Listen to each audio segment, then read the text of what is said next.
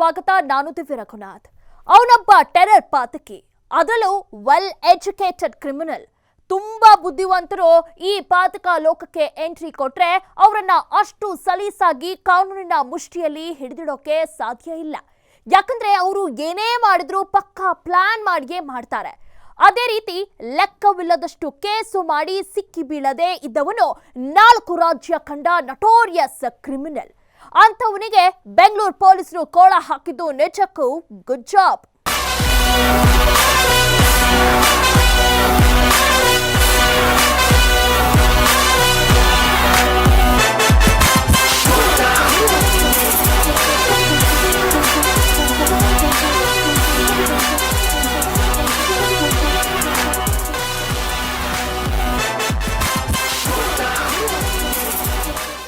S, ಅವನು ಅಷ್ಟು ಸಲೀಸಾಗಿ ಪೊಲೀಸರಿಗೆ ಸಿಕ್ಕಿ ಬೀಳೋ ಕ್ರಿಮಿನಲ್ ಅಲ್ಲ.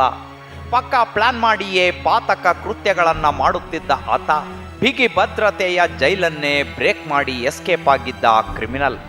ಈ ರೀತಿ ಜೈಲಿನಿಂದ ಹೊರಬಂದು ಒಂದಷ್ಟು ದಿನ ಪೊಲೀಸರ ಕಣ್ತಪ್ಪಿಸಿ ತಿರುಗುತ್ತಿದ್ದವನು ಬೆಂಗಳೂರಿನ ಸಿಸಿಬಿ ಪೊಲೀಸರ ಬಲೆಗೆ ಬಿದ್ದಿದ್ದ.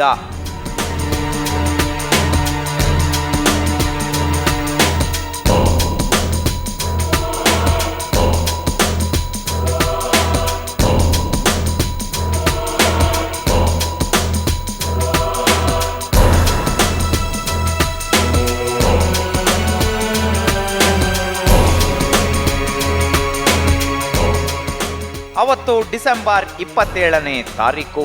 ಹೊಸ ವರ್ಷದ ಸಂಭ್ರಮಕ್ಕೆ ಇನ್ನೂ 3-4 ದಿನ ಬಾಕಿ ಇತ್ತು. ಹ್ಯಾಪಿ ನ್ಯೂ ಇಯರ್ ಗಿಫ್ಟ್ ಎಂಬಂತೆ ಬೆಂಗಳೂರಿನ ಸಿಸಿಬಿ ಪೊಲೀಸರಿಗೆ ಒಂದು ಭರ್ಜರಿ ಬೇಟೆಯೇ ಸಿಕ್ಕಿತ್ತು. ಹೌದು, ಅವತ್ತು ಎಂದಿನಂತೆ ಕಚೇರಿಗೆ ಆಗಮಿಸಿ ಕರ್ತವ್ಯದಲ್ಲಿ ನಿರತರಾಗಿದ್ದ ಸಿಸಿಬಿಯ ಪೊಲೀಸರಿಗೆ ಮಾಹಿತಿಯೊಂದು ಸಿಕ್ಕಿತ್ತು. ಅದೇನಪ್ಪ ಅಂದರೆ ಹರಿಯಾಣ, ಪಂಜಾಬ್, ಮಹಾರಾಷ್ಟ್ರ ಹಾಗೂ ದೆಹಲಿ ಸೇರಿದಂತೆ 4-5 ರಾಜ್ಯಗಳ ಪೊಲೀಸರಿಗೆ ಮೋಸ್ಟ್ ವಾಂಟೆಡ್ ಕ್ರಿಮಿನಲ್ ಆಗಿದ್ದವನೊಬ್ಬ ಬೆಂಗಳೂರಿನಲ್ಲಿದ್ದಾನೆ ಅನ್ನೋದು.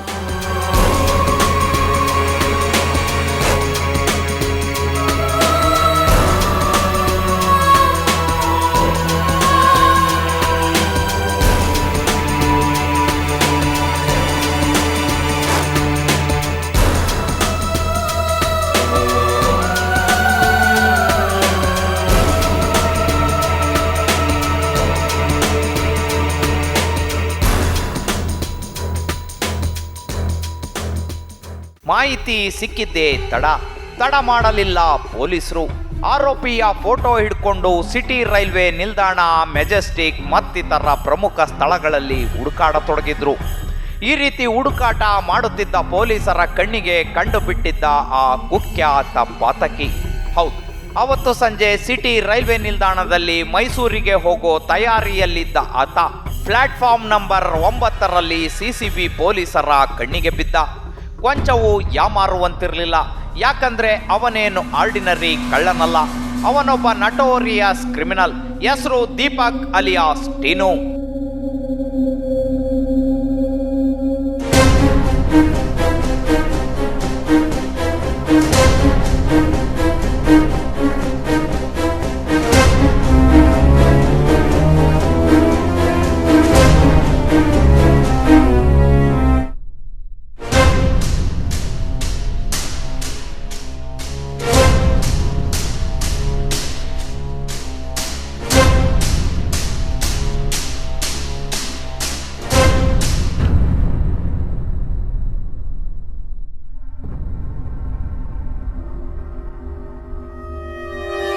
ಹೌದು, ದೀಪಕ್ ಅಲಿಯಾಸ್ ಟೀನು ಪಳಗಿದ ಪಾತಕಿ. 100 ಸದಸ್ಯರಿರೋ ಟೆರರ್ ಗ್ಯಾಂಗಿನ ಲೀಡರ್. 4-5 ರಾಜ್ಯಗಳ ಪೊಲೀಸರು ಆತನ ಬಂಧನಕ್ಕೆ ಅಂತಲೇ ಕಣ್ಣಿಗೆ ಎಣ್ಣೆ ಬಿಟ್ಕೊಂಡು ಹುಡುಕಾಡ್ತಿದ್ರು. ಇಂತಹ ಟೆರರ್ ಪಾತಕಿಗೆ ತಪ್ಪಿಸಿಕೊಳ್ಳೋಕೆ ಅವಕಾಶ ಕೊಟ್ರೆ ಮತ್ತೆ ಆತ ಸಿಗೋದು ಡೌಟು. ಹೀಗಾಗಿ ಪೊಲೀಸರು ನೀಟಾಗಿ ರೌಂಡ್ ಅಪ್ ಮಾಡಿಕೊಂಡು ತಪ್ಪಿಸಿಕೊಳ್ಳೋಕೆ ಸಣ್ಣ ಅವಕಾಶವನ್ನು ಕೊಡದೆ ಆತನ ಕೈಗೆ ಕೋಳ ಹಾಕಿದ್ರು. ಈ ರೀತಿ ಸಲೀಸಾಗಿ ಬೆಂಗಳೂರಿನ ಸಿಸಿಬಿ ಪೊಲೀಸರ ಕೈಗೆ ಸಿಕ್ಕಿಬಿದ್ದ ದೀಪು ಅಲಿಯಾಸ್ ಟೀನುವಿನ ಹಿನ್ನೆಲೆಯೇ ಭಯಾನಕ.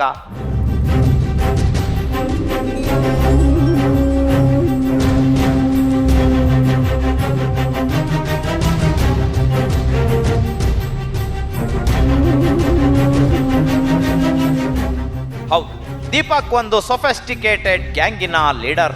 ಅದರಲ್ಲೂ ಇವನ ಗ್ಯಾಂಗಿನ ಸದಸ್ಯರೆಲ್ಲರೂ ವೆಲ್ ಎಜುಕೇಟೆಡ್. ಗ್ಯಾಂಗಿಗೆ ಸೇರ್ಬೇಕು ಅಂದ್ರೆ ಡಿಗ್ರಿ ಕಂಪ್ಲೀಟ್ ಆಗಿರ್ಬೇಕು, ಯಾವುದಾದರೂ ಕ್ರೈಮ್ ಮಾಡಿರಲೇಬೇಕು. ಇವನ ಗ್ಯಾಂಗಿನ ಕತೆ ಕೇಳಿದ್ರೆ ನೀವು ಅರೆಕ್ಷಣ ಬೆಚ್ಚಿ ಬೀಳೋದು ಗ್ಯಾರಂಟಿ. ಎಲ್ಲವೂ ವಿಚಿತ್ರವೇ. ಕ್ರೈಮ್ ಮಾಡಿ ಅದನ್ನ ಫೇಸ್ಬುಕ್ ಯೂಟ್ಯೂಬ್ಗೆ ಅಪ್ಲೋಡ್ ಮಾಡೋ ದಿಟ್ಟ ಗ್ಯಾಂಗಿದು. ಗ್ಯಾಂಗಿನ ಕತೆಯನ್ನ ಆಮೇಲೆ ಹೇಳ್ತೀವಿ. ಈ ದೀಪು ಯಾರು? ಇವನು ಪಾತಕ ಲೋಕದಲ್ಲಿ ಗುರುತಿಸಿಕೊಂಡಿದ್ದು ಹೇಗೆ? ಮಾಡಿ ಮುಗಿಸಿರೋ ಕ್ರೈಮ್ಗಳ ಕತೆ ಏನು? ಈತನ ಹಿನ್ನೆಲೆ ಕೆತ್ಕುತ್ತಾ ಹೋದ್ರೆ ಅದೇ ಒಂದು ನೆತ್ತರ ಇತಿಹಾಸ.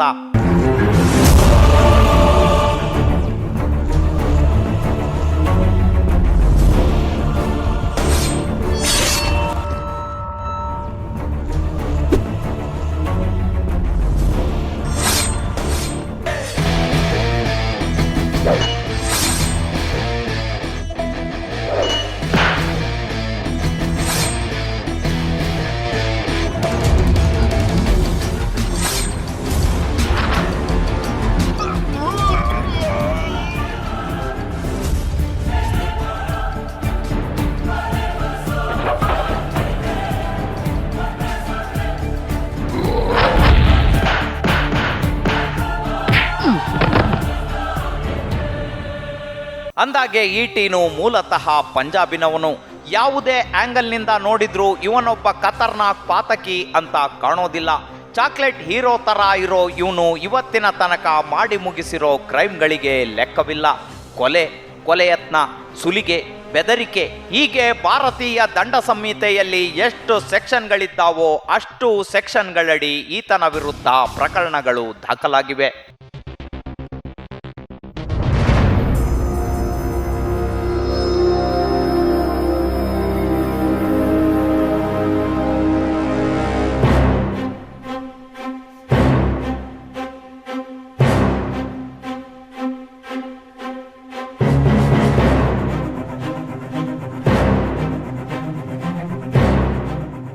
ಹೌದು, ಈತ ಕೇವಲ ಒಂದು ಊರಿನ ಕ್ರಿಮಿ ಅಲ್ಲ. ಪಂಜಾಬ್, ರಾಜಸ್ಥಾನ, ಹರಿಯಾಣ ಹಾಗೂ ದೆಹಲಿ ರಾಜ್ಯಗಳ ಲೆಕ್ಕವಿಲ್ಲದಷ್ಟು ಠಾಣೆಗಳಲ್ಲಿ ಕೇಸುಗಳಿವೆ. ದಾಖಲೆಗಳ ಮಾಹಿತಿ ಪ್ರಕಾರ ಏನಿಲ್ಲ ಅಂದ್ರೂ ಈತನ ವಿರುದ್ಧ ಸುಮಾರು 28ಕ್ಕೂ ಹೆಚ್ಚು ಕೇಸುಗಳು ವಿವಿಧ ಠಾಣೆಯಲ್ಲಿ ದಾಖಲಾಗಿವೆ. ಅನೇಕ ಠಾಣೆಯ ಪೊಲೀಸರು ಈತನ ವಿರುದ್ಧ ಕೇಸು ರಿಜಿಸ್ಟರ್ ಮಾಡಿಕೊಂಡು ಆತನ ಪತ್ತೆಗಾಗಿ ಸುತ್ತಿ ಹೈರಾಣಾಗಿ ಹೋಗಿದ್ದು ಇದೆ.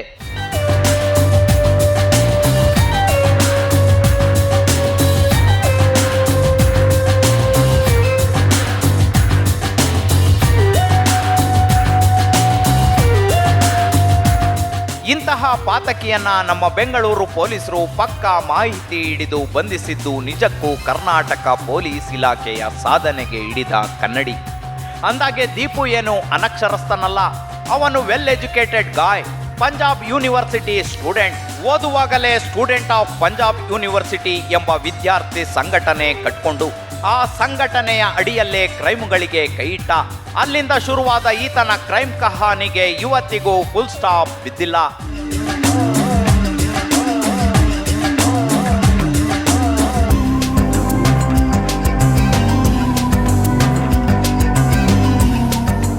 ಇಂತಹ ಟೆರರ್ ಪಾತಕಿ ದೀಪು ಸಂಘಟನೆ ಸ್ಥಾಪಿಸಿದ್ದೇ ಕ್ರೈಮ್ಗಳನ್ನ ಎಸ್ಕೋಕೆ.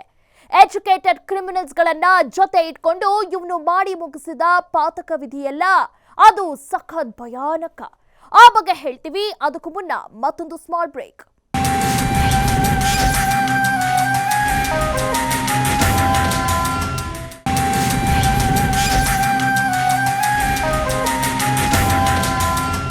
ಸ್ಟೂಡೆಂಟ್ ಯೂನಿಯನ್ ಕಟ್ಟೋ ತನಕ ಮಾಮೂಲಾಗಿಯೇ ಇದ್ದ ದೀಪು ಯೂನಿಯನ್ ಲೀಡರ್ ಆದ್ಮೇಲೆ ತನ್ನ ಸಂಘಟನೆಯನ್ನ ಬಳಸ್ಕೊಂಡೇ ಕಾಸ್ ಮಾಡೋ ಕಾಯಕಕ್ಕೆ ಕೈ ಇಟ್ಟ.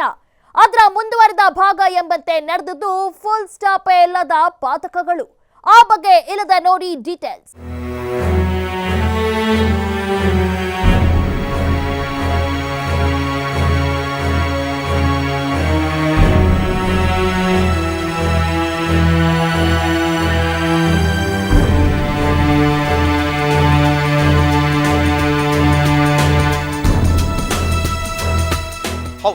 ದೀಪು ಅಲಿಯಾಸ್ ಟೀನು ಮೂಲತಃ ಪಂಜಾಬಿನ ರೈತ ಮನೆತನದವನು.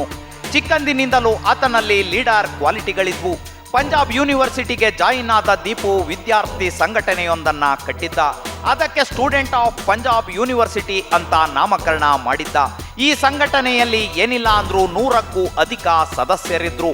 ಪ್ರಾರಂಭದಲ್ಲಿ ಎಲ್ಲ ಸಂಘಟನೆಗಳಂತೆ ಇದ್ದ ಇದು ನಂತರದ ದಿನಗಳಲ್ಲಿ ತನ್ನ ಹೆಸರಿಗೆ ನೆತ್ತರನ್ನ ಅಂಟಿಸಿಕೊಂಡಿತ್ತು.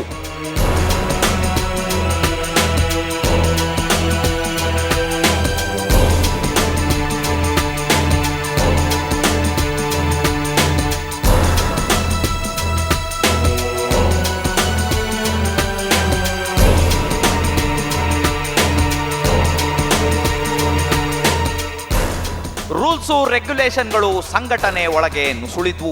ಆ ರೂಲ್ಸು ರೆಗ್ಯುಲೇಷನ್ಗಳೇ ಡಿಫರೆಂಟ್. ಸಂಘಟನೆಗೆ ಸದಸ್ಯರಾಗ ಬಯಸುವವರು ಕನಿಷ್ಠ ಯಾವುದಾದರೂ ಪಾತಕದಲ್ಲಿ ಭಾಗಿಯಾಗಿರಬೇಕು, ವಿದ್ಯಾವಂತನಾಗಿರಲೇಬೇಕು, ದರೋಡೆ ಕೇಸಿನಲ್ಲಾದ್ರೂ ಪೊಲೀಸ್ ಠಾಣೆ ಮೆಟ್ಟಿಲು ಏರಿರಬೇಕು. ಅಂತವರು ಈ ಸಂಘಟನೆ ಸೇರೋಕೆ ಅರ್ಹರು. ಇನ್ನು ಸಂಘಟನೆಗೆ ಸೇರಿದ ಸದಸ್ಯರಿಗೆ ಖುದ್ದು ದೀಪು ವೆಪನ್ ಟ್ರೈನಿಂಗ್ ಕೊಡ್ತಿದ್ದ. ಅಲ್ಲದೆ ವೆಪನ್ ಕೊಟ್ಟು ಅಪರಾಧ ಕೃತ್ಯಗಳಿಗೆ ಅವರನ್ನ ಬಳಸಿಕೊಳ್ತಿದ್ದ.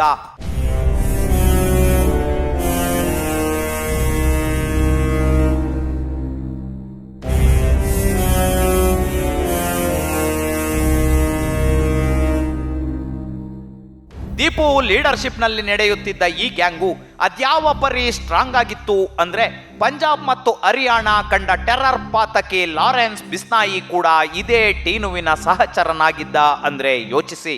ಅದ್ಯಾವಾಗ ಲಾರೆನ್ಸ್ ಬಿಸ್ನಾಯಿ ಅಂತಹ ಟೆರರ್ ಪಾತಕಿಗಳು ಈ ತಂಡದಲ್ಲಿ ಕಾಣಿಸಿಕೊಂಡ್ರು, ಪೊಲೀಸರು ನಡುಗಿ ಹೋದ್ರು.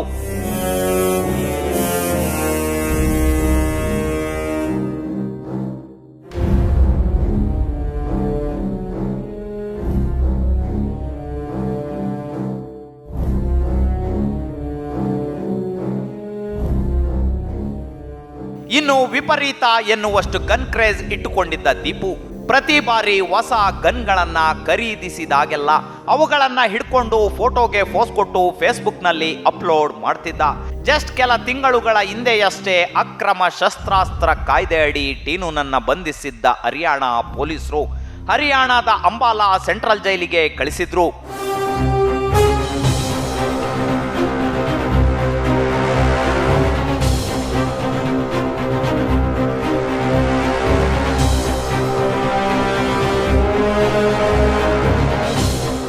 ಆದ್ರೆ ಸಾಕಷ್ಟು ನೆಟ್ವರ್ಕ್ ಇಟ್ಟುಕೊಂಡಿದ್ದ ದೀಪುಗೆ ಈ ಬಿಗಿ ಭದ್ರತೆಯ ಜೈಲು ಲೆಕ್ಕಕ್ಕೆ ಇರಲಿಲ್ಲ. ಜೈಲೊಳಗೆ ಈತನಿಗೆ ಸಪೋರ್ಟ್ ಮಾಡೋ ಅಧಿಕಾರಿಗಳಿದ್ರು.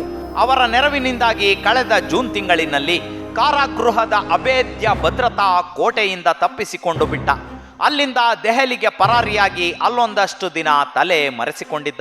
ಆದ್ರೆ ಇವನ ಅಡಗುತಾಣದ ಮಾಹಿತಿ ಕಳೆದ ನವೆಂಬರ್ನಲ್ಲಿ ದೆಹಲಿ ಪೊಲೀಸರಿಗೆ ಸಿಕ್ಕಿಬಿಟ್ಟಿತ್ತು. ದೆಹಲಿ ಪೊಲೀಸರ ಮೇಲೆ ಫೈರಿಂಗ್ ನಡೆಸಿ ಟೀನು ಎಸ್ಕೇಪ್ ಆಗಿಬಿಟ್ಟ.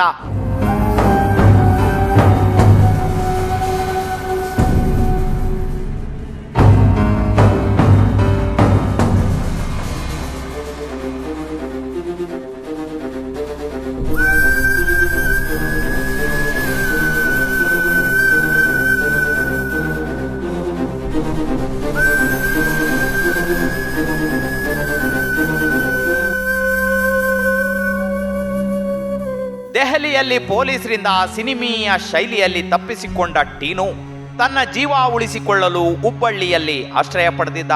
ಹುಬ್ಬಳ್ಳಿಯಲ್ಲಿ ನೆಲೆಸಿರುವ ಪಂಜಾಬ್ ಮೂಲದ ದರ್ಶನ್ ಎಂಬಾತನ ನೆರವು ಆತನಿಗೆ ಸಿಕ್ಕಿತ್ತು. ಈ ದರ್ಶನ್ ಈ ಹಿಂದೆ ಟೀನು ಸಾರಥ್ಯದ SPU ವಿದ್ಯಾರ್ಥಿ ಸಂಘಟನೆ ಸದಸ್ಯನಾಗಿದ್ದ.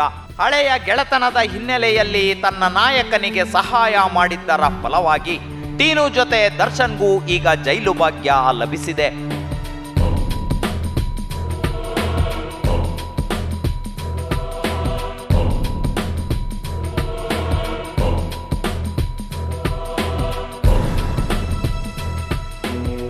ಹತ್ತು ದಿನ ಹುಬ್ಬಳ್ಳಿಯಲ್ಲಿದ್ದ ಟೀನುನನ್ನ ವೈದ್ಯಕೀಯ ಚಿಕಿತ್ಸೆ ಸಲುವಾಗಿ ದರ್ಶನ್ 3 ದಿನಗಳ ಹಿಂದೆ ಮೈಸೂರಿಗೆ ಕರೆತಂದಿದ್ದ. ಈ ವೇಳೆ ಸಾಂಸ್ಕೃತಿಕ ನಗರಿ ಸುತ್ತಾಡಿದ ಟೀನು ಆ ನಗರದ ವೈಭವ ಕಂಡು ಮನಸೋತಿದ್ದ. ಬಳಿಕ ತನ್ನ ಪ್ರಿಯತಮೆಗೂ ಮೈಸೂರು ತೋರಿಸುವ ಆಸೆಯಿಂದ ಹರಿಯಾಣದಲ್ಲಿದ್ದ ಪ್ರಿಯತಮೆಯನ್ನ ಸಂಪರ್ಕಿಸಿ ಬೆಂಗಳೂರಿಗೆ ಬರುವಂತೆ ಸೂಚಿಸಿದ್ದ. ಪ್ರಿಯತಮೆ ಜೊತೆ ಇನ್ನೇನು ಮೈಸೂರು ರೈಲು ಹತ್ಬೇಕು ಅನ್ನುವಷ್ಟರಲ್ಲಿ ಸಿಸಿಬಿ ಬಲೆಗೆ ಬಿದ್ದ.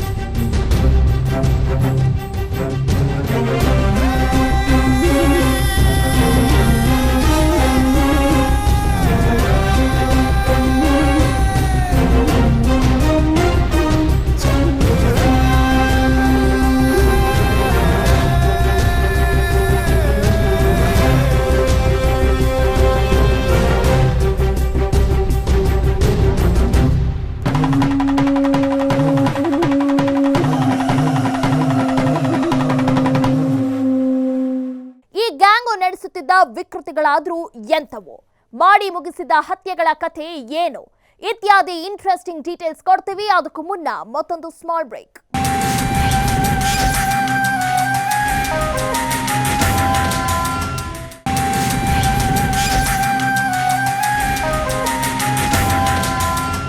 ಟೀನು ಲೀಡರ್ಶಿಪ್ನಲ್ಲಿ ಸಾಗುತ್ತಿದ್ದ ಸಂಘಟನೆ ಸೇರ್ಬೇಕು ಅಂದ್ರೆ ಕನಿಷ್ಠ ದರೋಡೆಯನ್ನಾದ್ರೂ ಮಾಡಿರ್ಬೇಕು. ಈ ಗ್ಯಾಂಗಿನ ಕಾನೂನು ಬಾಹಿರ ಚಟುವಟಿಕೆ ಬಗ್ಗೆ ಹೇಳ್ತಾ ಹೋದ್ರೆ ಅದು ಅರ್ಧ ಗಂಟೆಗೆ ಮುಗಿಯೋ ಕಥೆಯಲ್ಲ. ಈ ಗ್ಯಾಂಗಿನ ಕೆಲ ಇಂಟ್ರೆಸ್ಟಿಂಗ್ ಮಾಹಿತಿ ಕೊಡ್ತೀವಿ.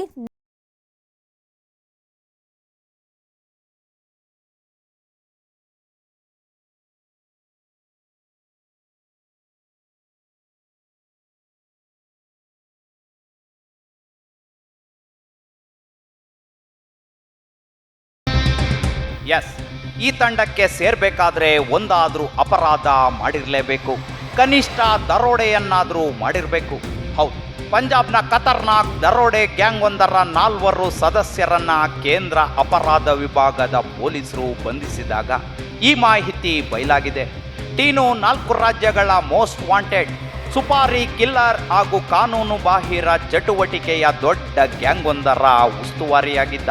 ಇದಷ್ಟೇ ಅಲ್ಲ, ತಾನು ಮಾಡಿದ ಎಲ್ಲ ಅಪರಾಧ ಕೃತ್ಯವನ್ನ ಯೂಟ್ಯೂಬ್ನಲ್ಲಿ ಅಪ್ಲೋಡ್ ಮಾಡಿ ವಿಕೃತಿ ಮೆರೆಯುತ್ತಿದ್ದ.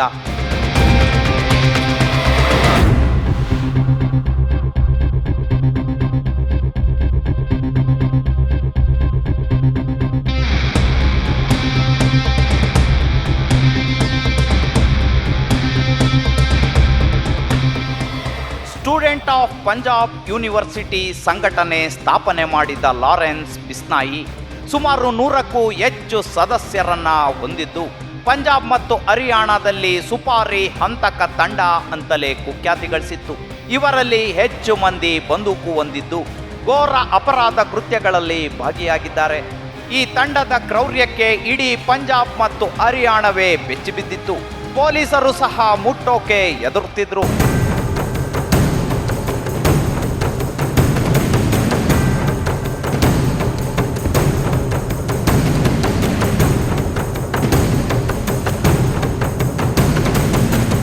ಪಂಜಾಬ್ನ ಸಿನಿಮಾ ನಿರ್ಮಾಪಕ ಮತ್ತು ನಿರ್ದೇಶಕನೊಬ್ಬನ ಹತ್ಯೆಗೆ ಸುಪಾರಿ ಪಡೆದಿತ್ತು ತಂಡ.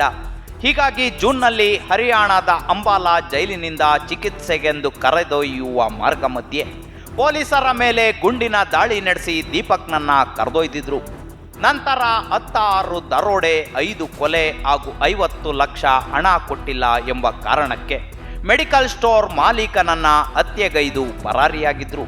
ಅಷ್ಟೇ ಅಲ್ಲದೆ ಕಂಟ್ರಿ ಮೇಡ್ ಪಿಸ್ತೂಲ್ ಮಾರಾಟದಲ್ಲೂ ಟೀನು ಪ್ರಮುಖನಾಗಿದ್ದ.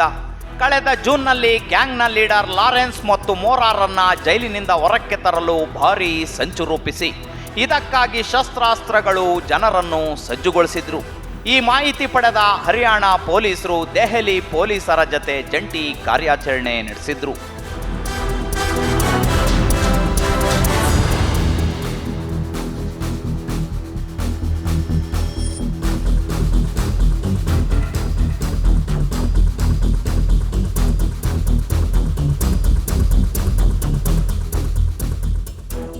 ನವೆಂಬರ್ 21ರಂದು ದೆಹಲಿಯ ದ್ವಾರಕಾ ಮೆಟ್ರೋದಲ್ಲಿ ಹೋಗುವಾಗ ಪೊಲೀಸರು ದಾಳಿ ನಡೆಸಿದ್ರು.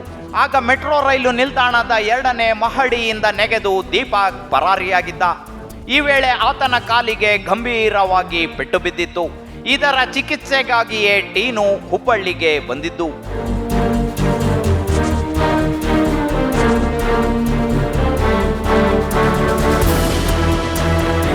ಇನ್ನು ತಾವು ಮಾಡಿದ ಕೃತ್ಯಗಳನ್ನು ಯೂಟ್ಯೂಬ್ನಲ್ಲಿ ಅಪ್ಲೋಡ್ ಮಾಡಿ ಕೃತ್ಯದ ಹೊಣೆಗಾರಿಕೆಯನ್ನ ಹೊರುತ್ತಿದ್ದ ಭಾರತದ ಭೂಗತ ಲೋಕದ ಮೊದಲ ಗ್ಯಾಂಗ್ ಅಂದ್ರೆ ಅದು ಸ್ಟೂಡೆಂಟ್ ಆಫ್ ಪಂಜಾಬ್ ಯೂನಿವರ್ಸಿಟಿ ಸಂಘಟನೆ.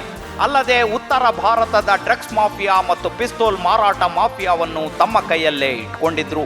ಸೆಪ್ಟೆಂಬರ್ 16ರಂದು ಹರಿಯಾಣದ ಕಾಂಗ್ರೆಸ್ನ ಮಹಿಳಾ ಕಾರ್ಪೊರೇಟರ್ ಅನ್ನ ಅಕಾಲಿ ದಳಕ್ಕೆ ಸೇರ್ಪಡೆಗೊಳ್ಳುವಂತೆ ದೀಪಕ್ ಮತ್ತು ತಂಡ ಒತ್ತಾಯಿಸಿತ್ತು. ಇದಕ್ಕೆ ಒಪ್ಪದ ಕಾರಣಕ್ಕೆ ಸೆಪ್ಟೆಂಬರ್ 16ರಂದೇ ಕಾರ್ಪೊರೇಟರ್ ಪತಿಯನ್ನ ಕೊಂದು ಮುಗಿಸಿದ್ರು.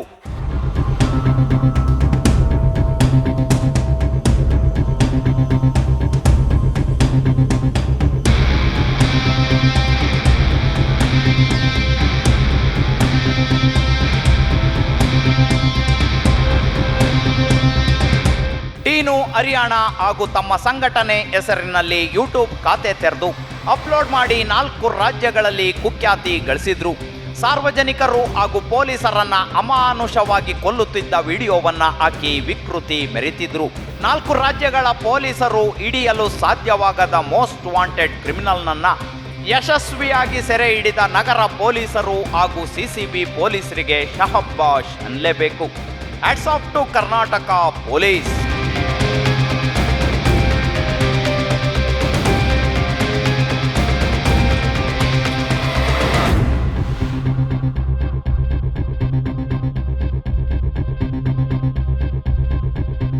ಇದು ಇವತ್ತಿನ FIR. ನಂಬಿಕೆ ಮತ್ತು ವಿಶ್ವಾಸಾರ್ಹ ನ್ಯೂಸ್ಗಾಗಿ ನೋಡ್ತಾ ಇರಿ TV5. ಇದು ವಾಸ್ತವದ ಪ್ರತಿರೂಪ.